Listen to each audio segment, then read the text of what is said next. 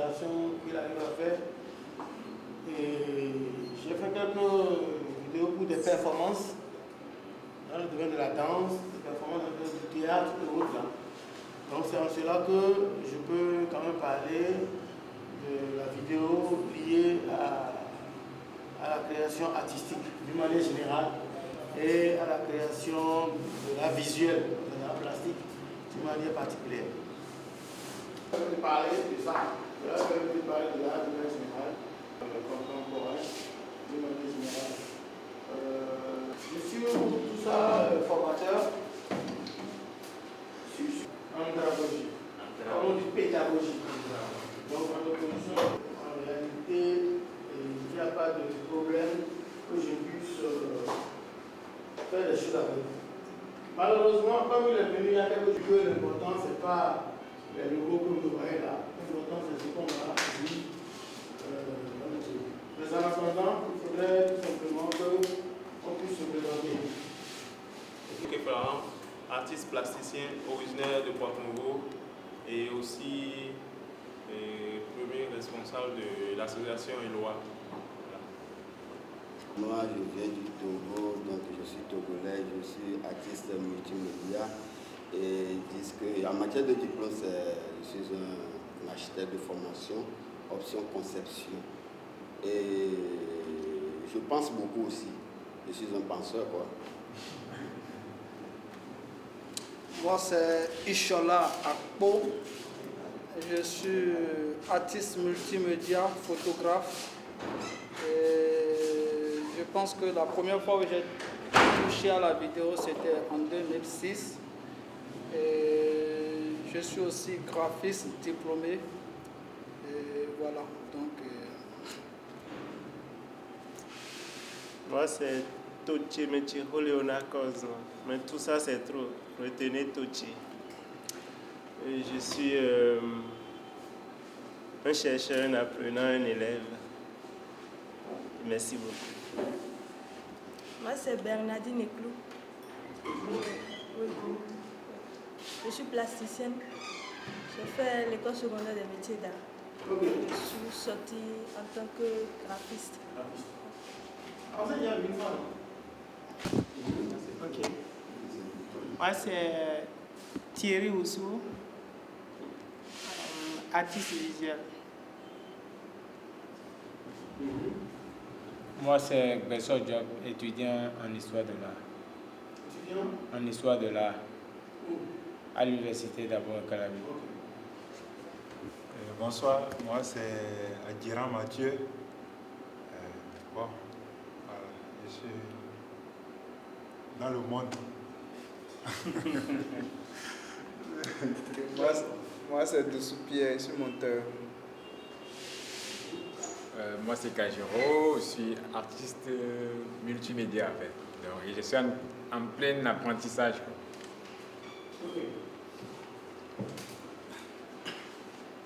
Boubacar Tangara, on m'appelle Koké. Je suis malien, résident au Togo. Et je suis plasticien, réalisateur multimédia. Je fais des études de beaux-arts. Donc je suis là au Conservatoire des Arts et Métiers Multimédia Bala Faseke de Bamako.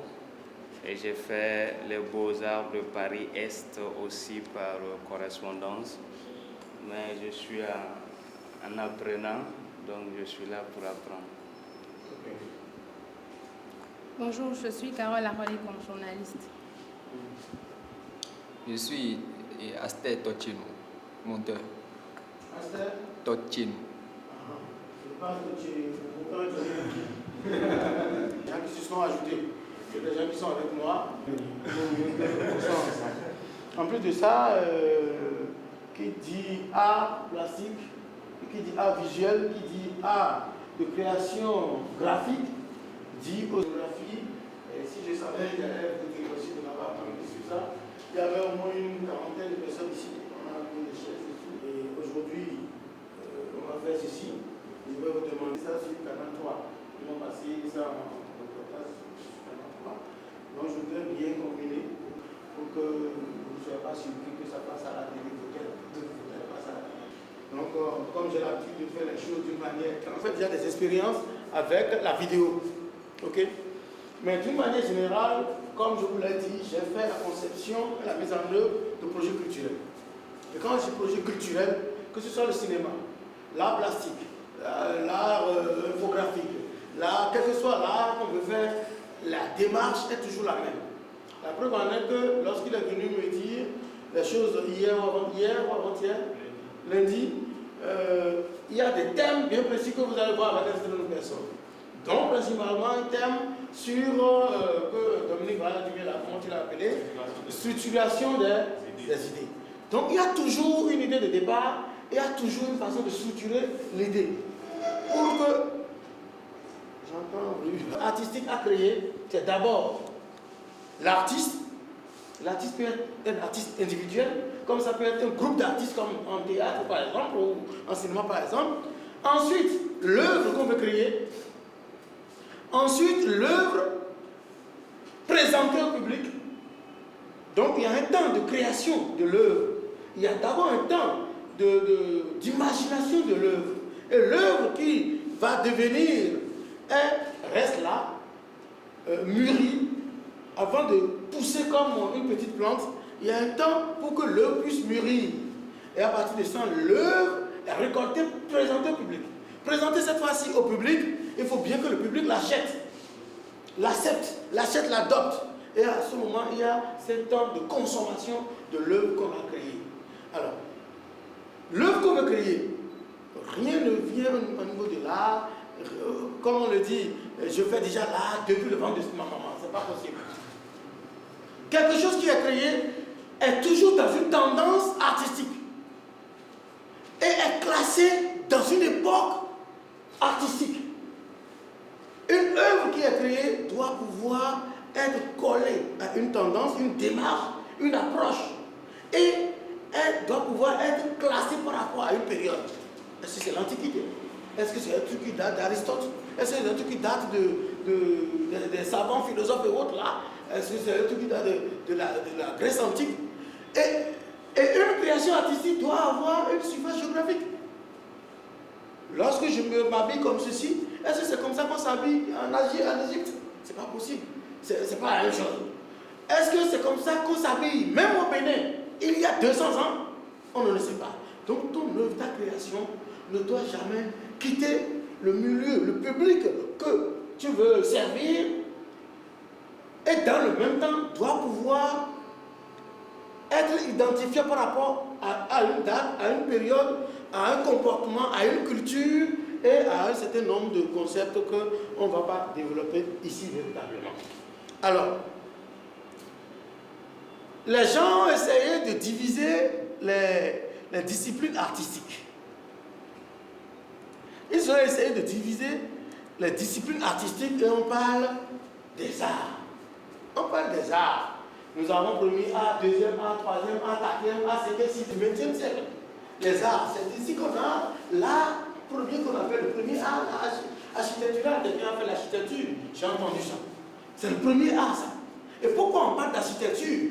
Parce que les hommes, à un moment donné, doivent habiter quelque part. Vous allez avoir les Takasoma, c'est les meilleurs architectes du Nord du Bénin. Même nous, jamais eu de diplôme. Donc, c'est les savants traditionnels, ça. Mais ils créent leur maison à structure. Il y en a qui font peut-être la structure du Nord. Quand on taille les jumeaux là, au Togo Bénin, quand on taille les jumeaux là, est-ce que ceux-là ont été à l'école des beaux-arts, comme mon ami là, avant de commencer à tailler les jumeaux? Les jumeaux sont des divinités chez nous, mais c'est taillé d'abord avant. Mais comment ça se fait qu'ils taillent ça à la forme d'un homme? Donc c'est le deuxième art, ça. Lorsque l'homme qui est né habite quelque part, après, il va créer quelque chose. Et c'est lui qui a créé la roue. C'est la sculpture. Ils ont pris la pierre, ils ont cassé des endroits et ils ont limé le bout et c'est devenu tranchant. C'est de la sculpture dans la pierre. Ils ont pu fabriquer les jumeaux, c'est la sculpture et autres dans le truc là. Après, nous avons la peinture, le dessin, regroupé en art visuel. Tout à l'heure, je parle d'art visuel, C'est pas la photo, la vidéo, forcément, l'art visuel, c'est ce qu'on voit. C'est ce qu'on regarde, comme ça, comme ici. L'art visuel. Donc, c'est le troisième art, ça. Et pour faire l'art visuel, c'est-à-dire l'art visuel, là, On a peut-être besoin de donner des couleurs, dessiner les contours. On a besoin de dessiner les contours avant d'y appliquer de la couleur. Et tout ça, c'est le troisième art. Le quatrième art, c'est de la musique. Et ça, dans le beat, c'est la musique qui commence à passer. C'est la bonne femme qui est en train de laver sa vaisselle de l'autre côté. Et la femme, l'homme de l'autre côté, dans sa chambre, écoute ce son-là tous les matins. Ça lui procure une certaine musicalité qu'il a du plaisir à écouter, qu'il a du plaisir à vivre. Et c'est la musique qui commence à aller passer de moi. Après, tout ce qu'on fait là, il faudrait transcrire. Il faudrait écrire, il faudrait dire, il faudrait raconter, il faudrait trouver des mots tout pour dire je t'aime, de tes yeux beaux, je rêve, de ceci, de cela. Et ainsi, les littératures, la poésie naîtra. Ensuite, ces trucs-là existent, on écrit. Mais à un moment donné, on a besoin de montrer ça à un public. Et c'est ainsi que le théâtre va naître. Et c'est ainsi que la danse va naître. Le sixième art, le mime. Il y a quelqu'un qui sourit, on lui sourit encore. Le cirque va devenir, tout ça, c'est de l'art de la scène. Vous voyez, il y a l'art de la scène, il y a de l'art visuel. Ensuite, nous avons le cinéma, qui est mon art, le septième art. Qui, à partir de ça, je l'ai mis en rouge, parce que ça regroupe tout. C'est un art qui sollicite tous les autres. Qui sollicite toutes les autres formes d'art. Ensuite, nous avons la radiodiffusion, la télévision, autres qui sont venus après, pour aussi se mettre au service du cinéma. Parce qu'ils utilisent le cinéma pour communiquer, mais aussi se mettre au service du cinéma pour faire la promotion du cinéma. C'est en cela que l'art du cinéma, qui est le septième art, on l'appelle l'art de tous les arts. Parce que c'est l'art qui peut faire appel à l'architecture. Je vais tourner un film dans un village, alors qu'on parle d'un mur, d'une case construite de cette façon. Quand on veut rentrer, il faut s'abaisser. Maintenant, il n'y a plus de ces cases-là. Mais je veux faire de ces cases-là, j'imagine, je peux le faire, je vois un architecte qui veut faire ça. Il le dessine et je vois des gens pour réaliser ça. Et ensuite, on va dire qu'il faut sculpter la porte dans une certaine, et puis on le fait. Ensuite, on dit qu'il faut faire la peinture pour que ça rentre dans le décor pour donner une couleur ancienne, comme la chemise de notre soeur. Ensuite, il faudra utiliser de la musique pour soutenir le film. Ensuite, il faut faire le test que les gens vont dire, même si c'est des documentaires, il faut forcément écrire quelque chose. Ensuite, un comédien qui joue ici, il peut être venu du théâtre, ou bien quelqu'un qui danse dedans, ou qui mime, ou bien le trucage, tout ça là, ça rentre pour aider le cinéma. Ensuite, nous avons le 9e art qui est la bande dessinée qui est venue. Maintenant, encore, les arts voudraient se servir de la technicité de l'un pour servir l'autre. C'est en cela que vous êtes à ce niveau, au niveau de l'art visuel, au niveau de l'art visuel, et vous voulez utiliser l'art de la vidéo pour mettre au service de l'art ceci. Donc, vous voulez faire maintenant une combinaison dans les arts pour faire peut-être un art total. Vous faites maintenant un art total. Et comment y arriver maintenant désormais? C'est ça qu'on va peut-être voir. Donc, lorsque je viendrai au thème que vous m'avez donné, n'est-ce pas? Mais il faudrait, c'était important pour moi de repartir depuis là-bas. Donc ne t'inquiète pas. Je ne me perds pas. La sculpture de Dominique Zimbert, je prends ça, je vais ajouter à côté, je mets un post télé, je dis que je fais une exposition, une installation, et puis ça puisse marcher. En principe, c'est non. Mettre la vidéo. Alors, il peut faire de l'art de la vidéo dedans, sans que on ne voit de la vidéo filmée. C'est quelqu'un qui peut peut-être découper, parce qu'il a des figurines, il peut découper peut-être ici, et mettre une sorte de miroir ici. Et celui qui vient en face de l'art se voit en vidéo dans le miroir. Il peut choisir de le faire. Il peut le faire d'une certaine manière que la vidéo soit projetée à chaque fois sur l'écran. Il peut le faire pour que la vidéo soit projetée de derrière. Pour que l'œuvre que vous avez devant vous dans toute son amplitude, il faudrait nécessairement que la vidéo vienne compenser, compléter cela. C'est en cela, c'est par rapport à cela que vous devez réfléchir. C'est par rapport à cela que vous devez réfléchir. Et pour réfléchir à ça, vu que les métiers sont clairement séparés, vous, artistes créateurs, vous êtes à la conception. Vous êtes à l'idée. Vous concevez quelque chose. Vous rêvez, vous imaginez la chose. Et vous imaginez que dans ce que vous voulez faire là, qui va devenir l'œuvre après, il faut forcément de la vidéo quelque part. Est-ce que la vidéo sera projetée sur un mur nu pour révéler quelque chose du mur à travers la couleur, les textures, tout ça que vous avez fait, pour que l'œuvre parle? C'est à vous de décider. Est-ce que c'est une installation dans laquelle il est pratiqué un cheminement, un chemin, et en circulant de ce chemin, lorsqu'il y a du monde, de très loin, on aperçoit une sorte de relief et avec des têtes qui bougent dedans? Est-ce que c'est quelque chose que vous filmez d'un côté avec une caméra qui est reliée à un vidéoprojecteur, projeté sur quelque chose, pour que ce que vous prenez en vidéo là-bas, projeté sur la chose là-bas, donne maintenant l'œuvre ici, parce que l'œuvre n'est pas là-bas? C'est à ça que vous devez penser désormais.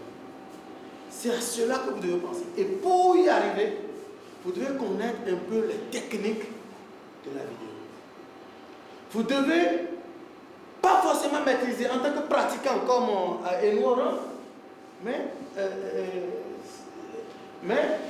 savoir que la vidéo, voilà comment ça se comporte. Voilà les spécificités, les plans. Parce que je filme la tête de ma dame là, je projette dans une œuvre. Ça ne me donne pas la même chose que si je filme la dame dans un désert et que je projette dans l'œuvre. Parce que nous avons ce qu'on appelle la scénographie par rapport à vos créations artistiques. Là, s'il y a une scénographie là, dans ce tableau, je ne sais même pas de qui c'est. Le mouvement se traduit par rapport au travail que la première dame a effectué. Et on a l'impression que les deux dames là sont là, et il y a une troisième personne qui rentre que vous regardez sur le tableau. Et qui peut me dire à travers quoi on voit qu'il y a une troisième personne qui rentre? Qui peut me dire ça? Le regard. Ok? Le regard de la dame qui est au fond montre qu'il y a quelqu'un qui dit coco. Il y a quelqu'un, vous êtes là, il y a quelqu'un qui est hors ce tableau-là et qui vient.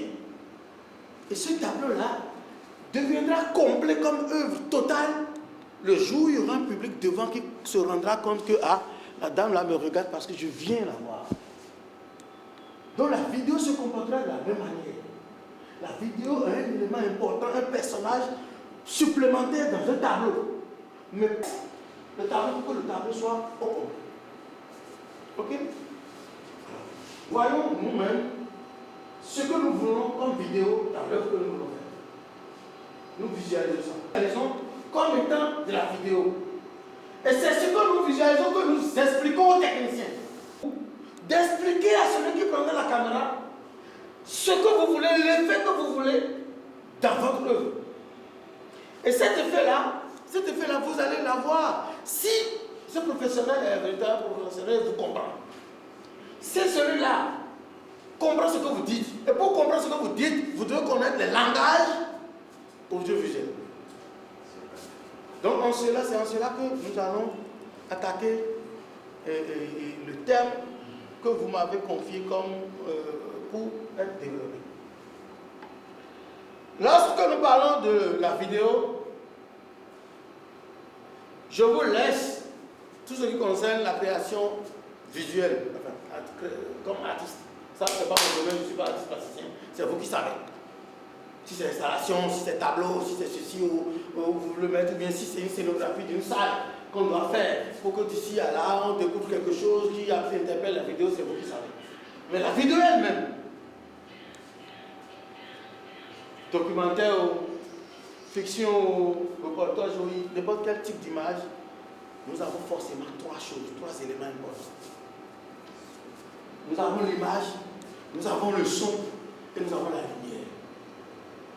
Obligatoirement. Ces trois éléments sont toujours présents. Même si le son, des fois, on ne l'écoute pas, même si la lumière, des fois, elle n'existe pas, même si l'image, des fois, elle est floue, les trois éléments sont là. Donc, en voulant demander à un professionnel de l'image, un vidéaste, vous devez tenir compte dans ce que vous écrivez de ces trois éléments-là. Donc, nous allons parler de l'image. Et c'est ça qui va nous amener à parler d'une caméra. Est-ce qu'on peut m'amener une caméra? Quelqu'un peut m'amener une petite caméra? Donc, une caméra est composée forcément de 3 éléments importants. L'objectif, le diaphragme et l'objectif, le mécanisme derrière le diaphragme. L'objectif, c'est ce qui est devant ici, là. Toutes les caméras ont ça. Tous les appareils ont ça. Tous les appareils ont ça. OK? Oui. D'abord, le travail de la vidéo par rapport à la création visuelle. Donc voilà, il y a pas de fait le meilleur son de la place. Donc voilà, une autre coopérative. C'est bien, il a l'argent. Vous aurez besoin de lui. Soufflant pour fabriquer les pièces. Oui. Maintenant, les pièces là, que si ça arrive, ils vont acheter. Et les preuves sont là, que les gens sont prêts pour acheter. Pour faire écouler ça d'abord. À moins que vous veuillez mettre ça dans des galeries pour attendre d'abord. Un mécanisme d'enregistrement qu'on appelle magnéto et le diaphragme qui est un appareil, un dispositif au milieu là pour permettre les réglages. Je suppose qu'on ne va pas non plus rentrer dans des détails de réglage ici. Parce que votre objectif, ce n'est pas d'aller prendre les caméras pour manipuler. Même si, bon, vous pouvez acheter une petite caméra comme ça, manipuler et créer vous-même. Au même moment que je dis que les métiers sont séparés, et que c'est des techniciens qui vont exercer pour vous, au même moment, c'est ce que vous sentez, c'est vous-même qui savez comment filmer ça. Donc après ces formations-là, vous pouvez choisir d'aller perdre encore 6 mois quelque part pour apprendre à utiliser un appareil. Ça, c'est encore possible. Parce que des fois, louer les services d'un professionnel coûte cher. Vous vendez 1, 2, 3 tableaux, vous pouvez vous acheter un appareil comme ça, et vous l'avez, vous prenez ça, vous allez voir des professionnels, vous leur payez de l'argent, ils vous apprennent à utiliser ça. Et comme vous l'avez pour vous, vous l'utilisez au jour le jour, et vous allez mieux maîtriser ça. Au même moment, vous allez vous trouver à Tangueta, vous voulez filmer un éléphant, vous avez besoin dans votre tableau, l'image d'un éléphant avec des oiseaux en dessous, vous n'allez pas dire à l'éléphant et à l'oiseau d'attendre. Vous allez appeler Mathieu pour venir filmer ça pour vous. Vous comprenez? Donc dans le même temps, il faut être réaliste dans la conception des choses. Est-ce qu'on est d'accord? Donc, une caméra, pour la régler, il y a des valeurs de plan. Il y a d'abord les réglages techniques qu'on ne va pas faire. Hein. L'ouverture, le diaphragme et autres là sont des réglages techniques. Le blanc, la synthèse des blancs, le noir, tout ça là. Ce sont des trucs techniques qu'on doit pouvoir faire pour que la caméra ait la couleur des yeux. Si vous faites les réglages à l'intérieur ici et vous sortez dehors, quand la lumière change, la caméra change. Parce que les yeux de l'homme s'adaptent au fur et à mesure.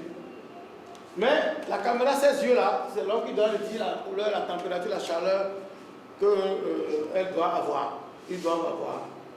Donc, à chaque fois, il faut régler. C'est du matériel sensible qu'on manipule avec délicatesse. Qu'il soit à vous ou que vous ayez loué ça, sachez que c'est du matériel très sensible qui se garde très vite. Donc, il faut prendre une caméra comme sa femme et la matouer à chaque fois pour l'utiliser. Lorsque vous arrivez pour filmer quelque chose, vous le réglez en fonction de la création artistique que vous voulez. Je ne vous dis pas forcément de régler ça pour que ce soit net, comme si on tourne un film fiction.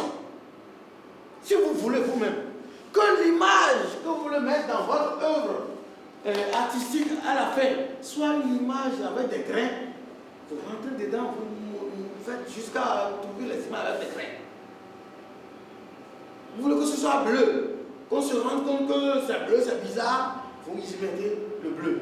Mais on ne peut pas vouloir, en tant qu'artiste, vous devez comprendre qu'on ne peut pas vouloir que ce soit bleu pour rien. Ouais. Si vous voulez que l'image soit mal réglée, c'est que ça a une justification forcément, c'est comme au théâtre. Quelqu'un ne rentre pas sur la scène n'importe comment. S'il rentre sur la scène, c'est quelque chose qui le pousse à rentrer sur cette scène-là, en se monter. Et s'il doit sortir de la scène, c'est quelque chose qui va le pousser à sortir de la scène. Et ça, sans dire au public, le public doit comprendre ça. C'est la même chose que vous devez faire dans vos œuvres et vos talents. Pourquoi donc cette scène est là? Est-ce qu'à travers la scène, on se rend compte de ce que celui qui est dans la scène a vécu avant et ce qu'il peut, ou la personne peut vivre après? Donc, les réglages de la caméra, c'est à nous de... enfin, c'est les techniciens qui apprennent ça, à moins que vous voulez aller faire ça. Le diaphragme, c'est pour des ouvertures de la lumière.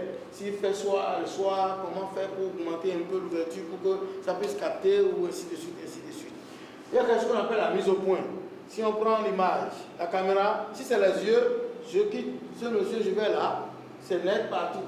Je vois le visage clairement. Mais si c'est la caméra, suivant la distance, si je suis là, je viens ici, ça ne peut pas, parce qu'il faut lui dire que la distance a changé. Donc, il faut faire la mise au point.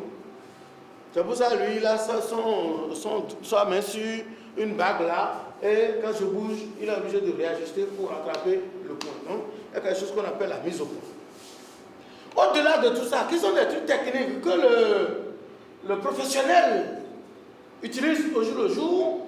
Il y a les histoires de valeur de plan. Et c'est en cela que vous, en tant qu'artiste, vous êtes obligé de connaître ces détails-là.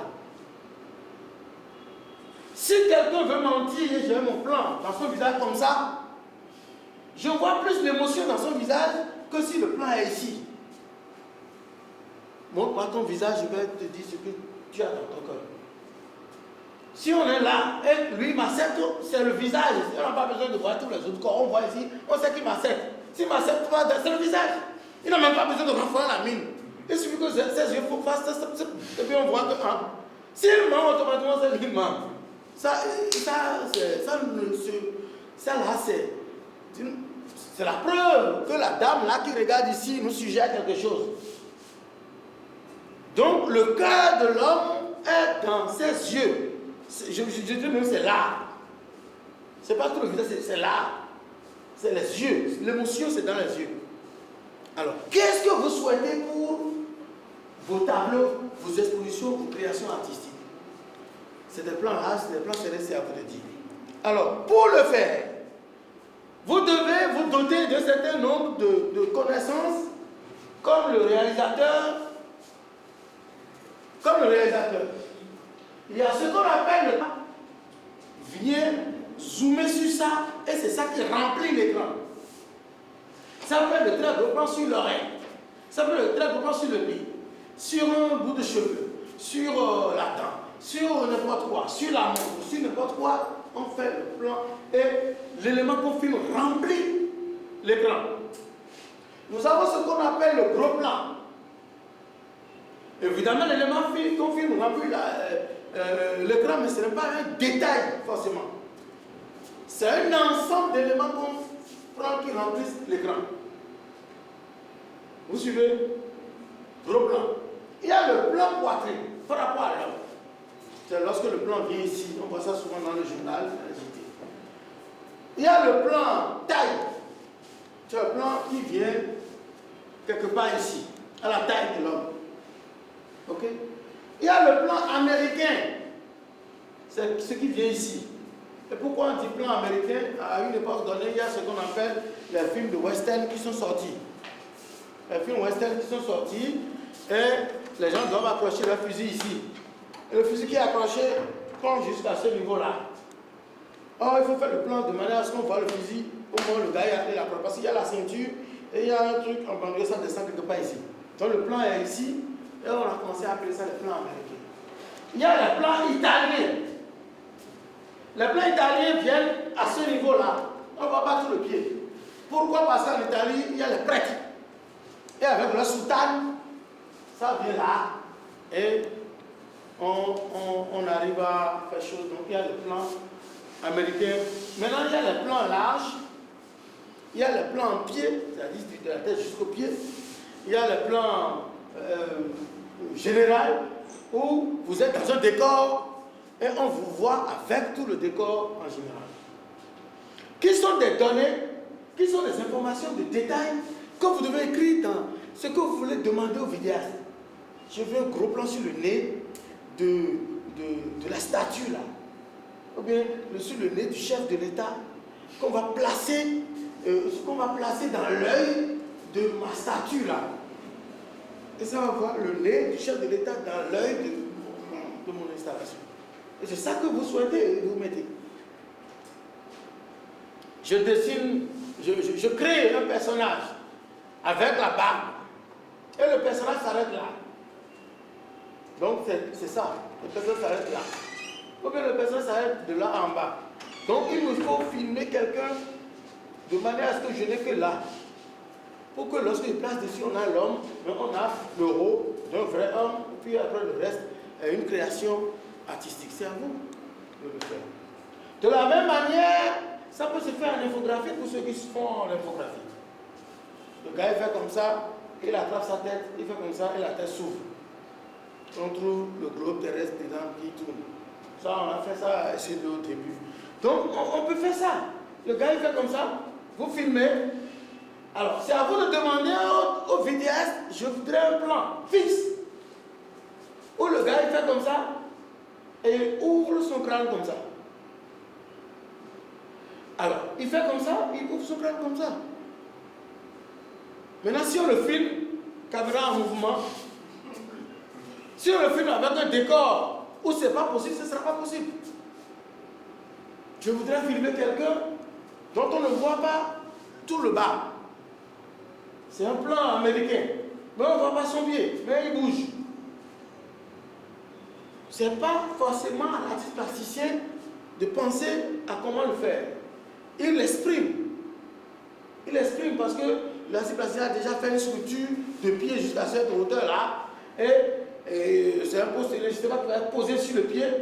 Et le pied a un mécanisme qui marche. Et puis on sent que le pied est en harmonie avec la vidéo qui est en haut. Comment le faire? Le vidéaste va savoir le plan. Vous lui dites le plan et il fait le plan. Dans le gros plan, le plan général, plutôt, je l'ai dit tout à l'heure, c'est un truc comme ça. Vous voyez, il y a la dame. Il y a une dame ici, hein, c'est à cause de la lumière que vous la voyez.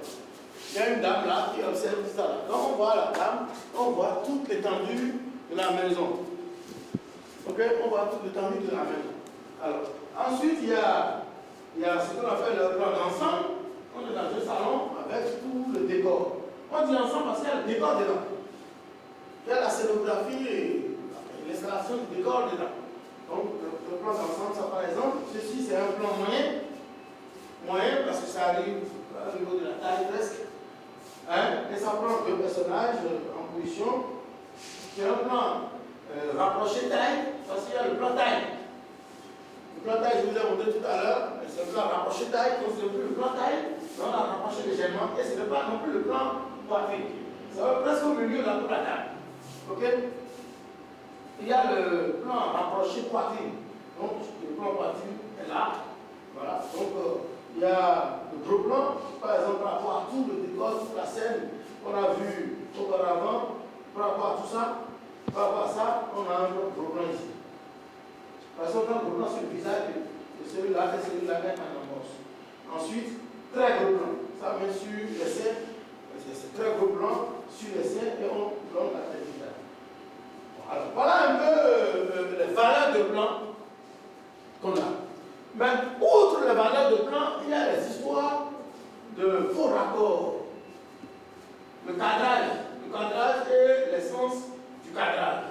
Lorsque vous voulez filmer quelqu'un, et vous le mettez comme ça, avec trop d'air en haut, c'est pas bon. Hein?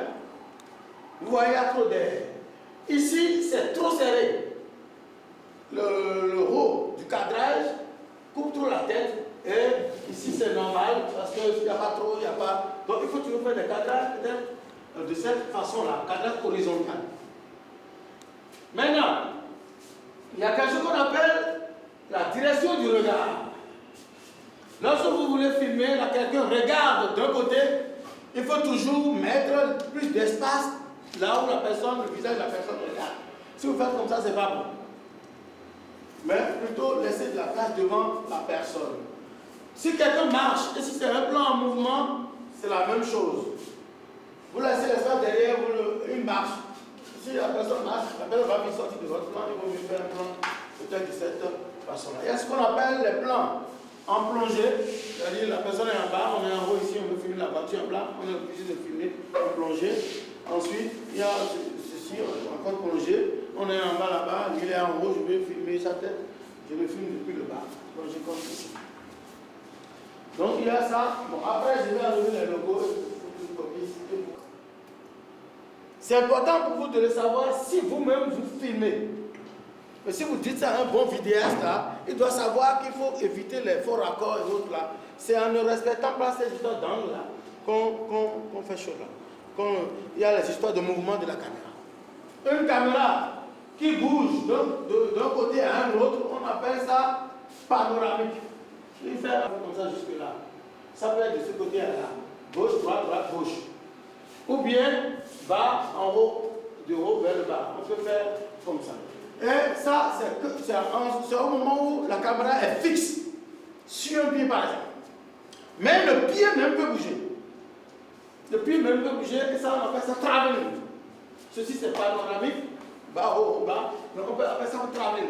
Et pour que le point d'attache de la caméra bouge, ça peut bouger vers le haut, ça peut bouger vers le bas, comme ça peut bouger parallèlement ou ainsi de suite. Donc voilà un peu des mouvements de vie.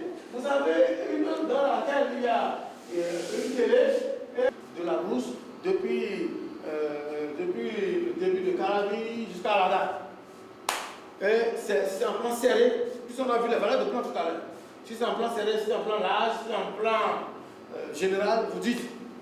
De la même manière, vous pouvez dire, bon ok, mon personnage principal, il est à côté, il roule. Le personnage il est à côté, il évolue. De la même manière, moi je suis parallèle à lui, on est en train, mais c'est lui que je filme avec le paysage qui défile. On a fait un truc comme ça pour Zimbabwe, où j'ai fait le chauffeur. Je suis le chauffeur et ça bouge, et ça passe. Mais c'était simple de faire. Le véhicule que Dominica a fabriqué ne roule pas. Le véhicule ne roule pas. Mais pourtant, on a vu l'image, je suis volant, on a vu l'image rouler. Donc, il y a un petit trucage là qu'on a fait pour que les images puissent rouler comme si c'est le véhicule qui bouge. Alors, donc, mouvement de caméra, voilà. Dans le mouvement de caméra, ça peut être le mouvement de l'appareil lui-même. Comme il y a un objectif, ça peut être un mouvement numérique. Ça peut être le mouvement de l'objectif. Ça peut être zoom, ou bien ça peut être travelling, je ne sais pas quoi et tout. Mais ça peut être numérique, fait par l'État, la caméra elle-même. Donc voilà un peu, en gros, ce qu'on peut dire au niveau de l'image d'abord. On peut faire une pause pour... Je voudrais montrer que, par exemple, on a utilisé ce faux plan parce que quelqu'un veut passer derrière la personne pour l'étrangler, par exemple. Je voudrais savoir si ce plan n'est pas possible. Quelqu'un d'autre peut se mettre ici. Derrière la dame pour l'étrangler. Pour l'étrangler. Celui qui veut filmer la personne là et l'autre en même temps. Où est le faux pour l'accord là? Puisqu'il y a quelqu'un qui va remplir le plan ici. Le cadrage est rempli ici. Ce n'est pas par rapport à celle-là qu'il faut faire le son de regard, il faut faire le cadrage. Mais c'est par rapport à tout le sujet qu'eux ils ont demandé de filmer. Donc il y a quelqu'un ici, non? Donc il y aura plus d'images ici que là-bas. Tu as compris? Ou bien, la réponse est bonne pour vous? Et vous venez de nous donner les notions élémentaires de base importantes à travers en ce qui concerne l'image, le cinéma et tout.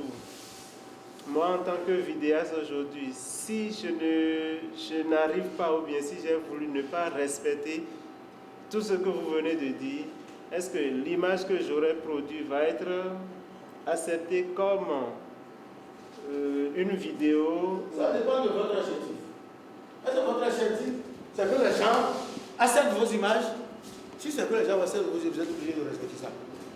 Mais si votre objectif, c'est de créer de la vidéo que vous mettez dans votre œuvre, et que c'est bon, que c'est pas, tu t'en fous, et tu te justifies, tu fais comme tu veux. Vous comprenez, non? On dit qu'il faut cadrer la personne comme ceci. Mais toi, tu dis tu veux... Tu vois, donc c'est une question de choix. C'est pour ça, moi, ici, si c'est des étudiants en cinéma, je leur dirais de jamais faire ça. Mais vous êtes créateurs. Et le créateur, on les règles pour les briser. Les règles sont là pour les créateurs pour être brisées. Mais en justification. Tout ce qu'on a interdit là, tous les jours on peut le faire. Mais je le fais, je le justifie. Peut-être qu'en faisant ça, une justification, mais si ça ne se justifie pas, et la justification ne doit pas être quelque chose qui est coincé dans votre tête, et vous pensez que vous agissez, non.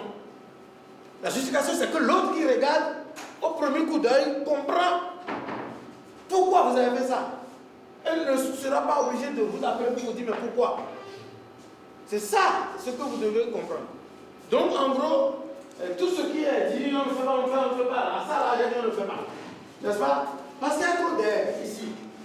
Mais je peux le faire et faire un dessin ici. Puisque si je veux faire un dessin là, si je ne fais pas ça, et si je fais ça, ce qu'on a dit que c'est correct là, je ne pourrais pas faire le dessin, puisque je ne mets pas la place.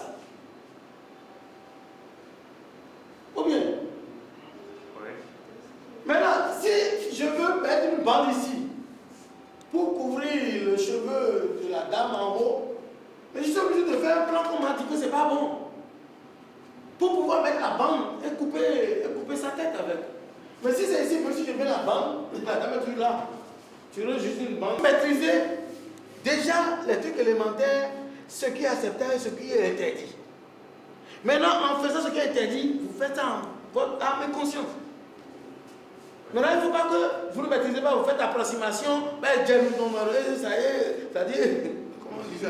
C'est-à-dire, ça marche par coïncidence, et vous dites, ouais, voilà. Non. Non, en matière de création artistique, il n'y a pas de hasard. Vous faites le hasard une fois, ça marche, mais la deuxième fois, vous tombez, vous ne relevez pas. Mais si vous connaissez, vous faites, et ça marche, et vous savez le secret qui est là. Et puis après, vous refaites, vous faites mal encore. Vous faites mal. Mais si vous faites l'approximation, ça marche une fois. Ouais, toi tu mets ton, ouais, yes, oui. Ouais, je suis l'artiste avec le collier et tout. Après, on va vous attendre. Ah, il avait fait le plat, ça marchait. Maintenant, lui, confie ça, il n'a qu'à faire. Vous êtes dans le décor. Ouais, là, ce type-là, il ne connaît pas. Et ça, là, si on savait, j'allais même vous faire le truc sur l'histoire de l'art, pas vous donner des cours sur l'histoire de l'art, mais vous expliquer les approches de création époque par époque. Qui doit vous aider par rapport à tellement c'est autre. Plein de choses sont dans la philosophie qui doivent vous orienter par rapport. Et tu places ça dans un cours. Ah, là. Tu connais. Oui, parce qu'on t'a sensibilisé, on t'a ouvert les yeux. Tu peux faire quelque chose. Mais tu n'y vas pas utiliser tout. C'est telle tendance. Il faut se classer. En tant qu'artiste, mais j'ai bien aimé tout ce que vous avez dit. Et puis c'est correct. Ouais, je peux vous épouser. Je suis preneur déjà. Donc c'est vraiment important. Mais juste une petite justification. Oui. Quand vous avez dit que les plans doivent être acceptés, doivent être réglés à la norme par rapport à la télé, par exemple. Vous avez cité télé. Donc lui, en tant qu'artiste vidéaste, parce que vous êtes vidéaste aussi, mais lui, il est vidéaste artistique, il a un objectif donné, comme vous le dites, mais vous n'avez pas les mêmes publics. C'est ça. Donc ce qui fait que lui, il doit comprendre les règles. Oui. Mais il doit utiliser aussi ses moyens par rapport à son public donné. Donc ton public n'est pas la télé, ton public c'est la galerie, les musées, etc. Donc ce qui peut se passer dans la galerie et dans les musées ne se passe pas dans une télé. Ne se passe pas au FESPACO par exemple, ne se passera pas sur un grand écran. Donc il faut savoir ça. Et puis quand tu vas briser les règles, il faut savoir ça et puis comprendre. Comme il l'a dit, c'est juste une petite augmentation. Les gens qui ont créé les écoles de surréalisme, l'abstraction, sont passés par le réalisme, vrai réalisme, ils ont compris ça avant d'aller. Donc quelqu'un qui va commencer le surréalisme et puis l'abstraction aujourd'hui en tant qu'artiste, il se prend comme grand artiste, il ne sait même pas expliquer ce qu'il fait. Donc un connaisseur sait qu'il se l'air. Un connaisseur saura toujours que cet artiste se l'air.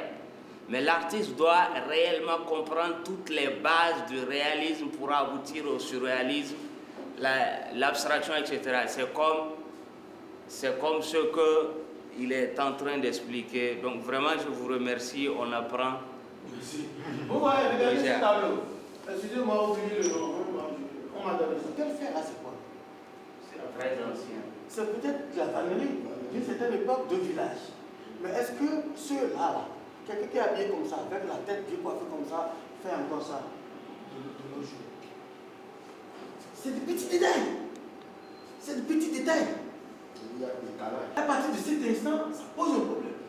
Voilà quelqu'un qui est assis en hauteur. Et son pied peut être ici. Mais on ne sait pas si c'est la personne qui a son pied là. Celle-là, elle est assise comment, on ne comprend pas. Il y a une confusion. Il y a une sorte de disproportionnalité entre ce personnage et ce pied qui vient jusque-là. Les perspectives ne sont pas respectées. Mon cher ami, voilà. Donc, à partir de cet instant, il y a un problème de perspective. Il y a un problème de perspective ici. Moi, je ne suis pas plasticien. Alors que c'est pas... Comme au théâtre, une scène, comme au cinéma, une scène qui se crée, qui s'exécute, doit être... On doit comprendre à travers la scène que celui-là, il est un citadin. Celui-là, il est villageois.